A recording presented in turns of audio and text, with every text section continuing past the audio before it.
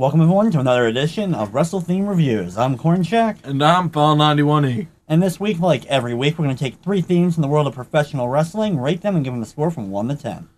Yep, that's pretty much it. That's what we do. That's what we do around here. We got to keep building it up. We've never had a 10, and we've never had a 1. Will this be the week? You know, it's possible. It really is. It is possible? I don't think it is. I'm going to say it's not possible this week. No. Okay. Let's just move on and see what we end up getting for this week. Let's just go ahead and hit the random button. Random button. Engage.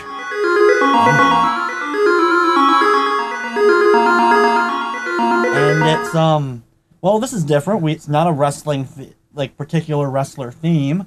However, it is a theme of wrestling. But you've heard it. You've heard this theme. You heard it a lot. Many times. If you've ever watched wrestling in the 90s. You definitely heard this theme at least one time.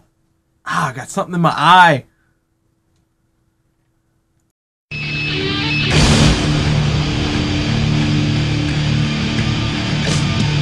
my life and the box in front of me. Taking talk in my arms is the soul of me. You walk by, ask to see me lay face down.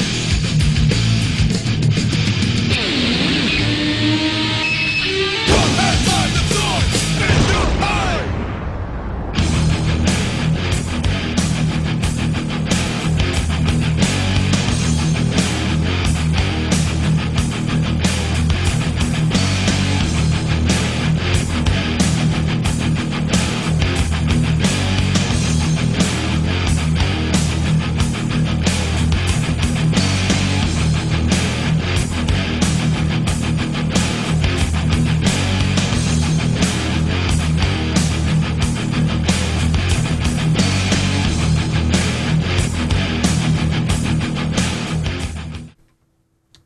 It was a thorn. There was a thorn in my eye. You know what?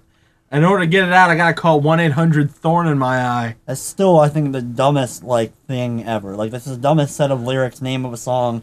But still, it was the Raw theme.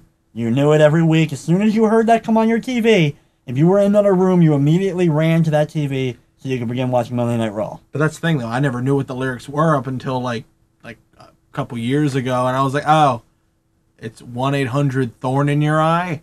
It's still, the lyrics are terrible. It's overall absolutely horrible, but the whole thing is, it was a good theme. You knew as soon as you heard it was on, you knew Raw was getting ready to start. But yeah, this was the beginning of the whole attitude thing for Raw. Exactly. It was building up, and there was Austin rocking through fire. Yeah, and Ahmed Johnson with a 2x4. Ahmed Johnson. I have way too many knee pads. Yeah. All right. So what are you gonna give this theme? I'll give this theme, just for being musical, I'll give it a 5. Because, it's nothing special. There have been better Raw themes.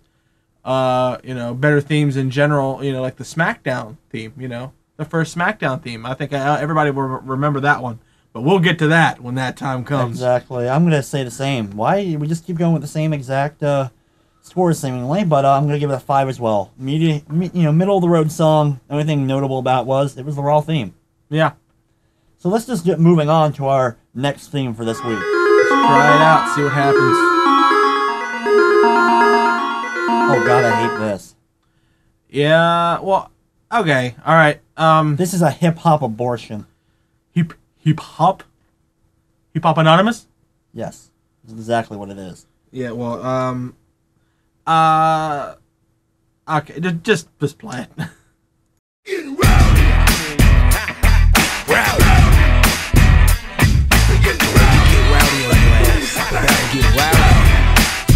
Yeah, so many damn styles get tossed up in the mix. I got them yelling, get rowdy, K-Kwik, get rowdy. I'ma move some things. They wanna see me move and shake it ass like Django Lane. I get the flesh crawling when you see me. Ladies wanna feel me. Knuckleheads wanna try to be me. I get down nice so easy. I get greasy. Low down, dirty ass, sleazy. Easy, I be the rash. Shoot your ass. Hollering, suffering, succotash. I ain't fearing nobody. Damn right, K-Kwik getting rowdy. About to get rowdy. Yeah, no. Yeah, getting rowdy. I'ma be a legend like Timmy and Lassie. I get sassy. Yeah, this big boy ass nasty. They call me K-Kwik. I'm the hottest. So yeah, that was K-Kwik's theme in WWE with his first run. That's R-Truth now, if you don't know who that is, and he was the Truth. Ron Killings, TNA. His themes all sucked. I hate them. I never thought he was that good of a rapper That's exactly the point. But I mean, I guess, it kind of works because he can kind of do it.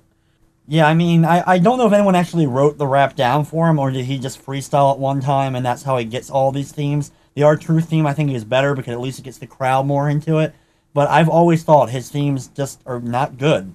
Like, he's not a good rapper. It just doesn't work. I'm sorry. I have to disagree. I like this theme better than I do the What's Up, but really? That's just me. Just the lyrics in this one just drove me insane. They're just terrible. Okay. Well, what would you give the theme? I'm giving it a 2.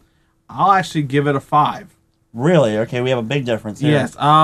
You don't like it. I don't like it, but I mean, I can live with it. It works for him. It worked for him, but until he got fired like a month after it. Yeah. Well, you know what? He's about to get fired again. So maybe he's not fired by the time we put this video up. Yeah. Who knows? But yeah. So I want to give it a 5. It's pretty generic. I mean, it has some, you knew who it was when it came out, and you're like, oh, yeah! And you didn't get excited because you didn't even stand up. And stuff. Except it was probably the first match of the night, because it was probably a dark match around Heat. Popcorn. Yeah, exactly. So, yeah, I give it a 2. Let's just move away from this, and hopefully we get something that's a little bit better for our final theme. Here we go. A 10. The 10 theme. Here we go. Hit the random button. Number 10. Come on, Edward. Well, you just got that wrong. That's not a 10. This theme is just... Really, you have to make that noise? Okay, that can stop. I'm sorry. Yeah, but, yeah, it's... This isn't a 10. No. This isn't a 1, but it's not a 10. Yeah, well, you're not going to know who this is. You're probably going to think it's somebody else than it actually really is. Yeah, this guy is not a real man's man.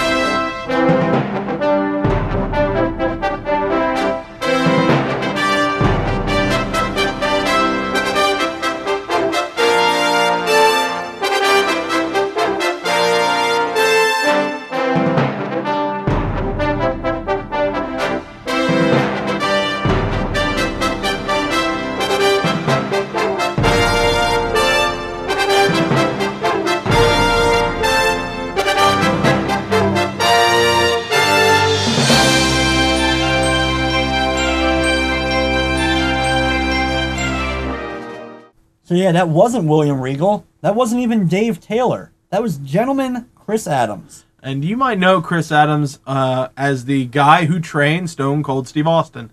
That is his only claim to fame. He was a relatively notable card in the 80s in Texas with the Von Erich family. He was part of that whole territory. But when it came to the new era in the WWF and WCW, he never really got over. He was a longtime member of WCW's roster, was on WCW Saturday Night like every week. Unfortunately, he was shot and killed. I heard he was a douche, so... I heard that too. Still, he's dead, so I'm not going to really say anything bad. You can go ahead and say something bad, because you seemingly like to mock the dead. Well, you know who else is dead? Let's not go to Kurt Hennig. Oh, you said it. I was actually going to say somebody different. Yeah, sure you were. No, I was going to say Kurt Hennig. Yeah, well, the sad part is you probably name half the wrestlers from the 80s and 90s, and you're probably going to get 50-50 shot of whether or not they're dead or not. Yeah, well, So anyway, you're going to give Chris Adams' theme. I'm going to give Chris Adams' theme... Okay, I want to give it a 3, because it's completely whatever, nothing really special. He's British, we get it, so let's give him some horns, some brass, and then we'll put a little melody to it. I'm going to say there you go. I'm going to say a 4. It's not even as good as the William Regal, or Steven Regal, Blue Blood theme that I actually really like. I know you probably don't, but I'm going to give this one a 4 out of 10. All right, well, whatever. I guess that wraps it up for this week. Still not a 1. We still haven't had toilet noises. No, not yet. And we still haven't had a 10, whatever that is. Well, stay tuned. Next week, we could get it. This could happen. Cross your fingers and hope. Yes. So anyway, that's going to wrap up this episode of Wrestle Theme Reviews. I'm Cornshaq. And I'm File91e. I'd like to thank you for watching. And of course, we hope you enjoyed. See you next time, guys.